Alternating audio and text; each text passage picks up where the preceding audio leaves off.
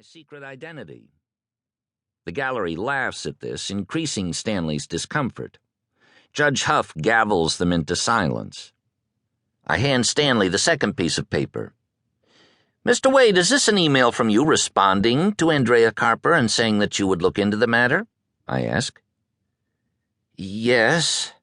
Did you then threaten the mayor with eviction for breaking the zoning law, in the same manner that you threatened Ms. Boyer? No. I'm surprised, I say, because as a person devoted to the law, I'm sure you share my outrage. Can we assume you will threaten the mayor with eviction when court adjourns? Or would you like to do so right now? I can wait. I take out my cell phone and offer it to him.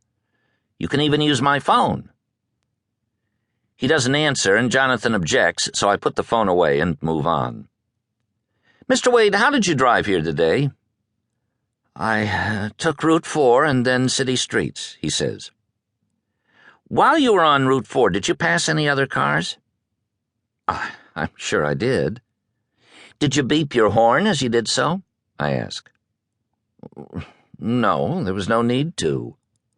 Did you know that there is a New Jersey state law on the books for the last 71 years that says you have to beep your horn when passing another car? I can quote the statute number if you'd like. I didn't know that. Ignorance of the law is no excuse. You can turn yourself into the authorities after you evict the mayor. Judge Huff says, Mr. Carpenter, can you move this along? I introduce a magazine article into evidence. It's a profile of Judge Huff that ran in the Newark Star-Ledger 4 years ago. When she looks at it, she says, Tread carefully, Mr. Carpenter. I nod. I will, Your Honor. I ask Stanley to read a paragraph from the profile that says that the judge lives with her husband, 2 children, 2 dogs, and 2 cats. 4 pets in one house? I ask. Now we have a mayor and a judge about to be put on the street? By now, the gallery is nearly out of control with laughter. I don't wait for an answer and instead ask if he knows when the kennel license law was passed. No, I don't, he says. 1881, I say. Are you familiar with the wording? Not entirely. Do you know that it refers only to household pets and specifically excludes livestock and farm animals? That area was farmland back then. I wasn't aware. Is it your position that Ms. Boyer can't care for these puppies, but she can have a house full of pigs and cows and goats? Is that your position? I interrupt, though I don't think he even knows how he was going to finish the sentence. Mr. Wade, Ms. Boyer has been saving puppies in that house for many years. Have you ever had a complaint from a neighbor before? Not that I know of. Do you think you can come up with some waivers that prevent the mayor and this fine judge from being homeless and lets poor abandoned puppies live and find good homes? Stanley has been defeated. Perhaps we can revisit this and... Judge Huff. Revisiting this is an excellent idea. I'll hold off on my ruling until you do so. The court will wait to hear the results of your revisitation by the close of business today.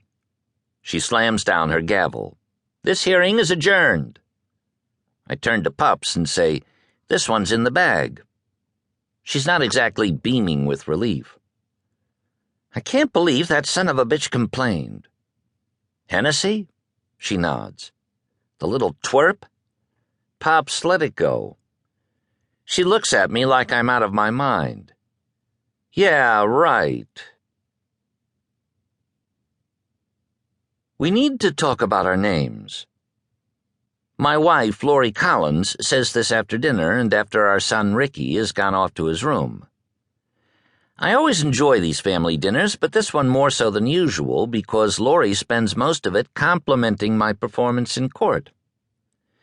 About a half hour ago, I got a call telling me that Stanley's revisiting the issue has resulted in Pups' getting a waiver to continue saving the dogs.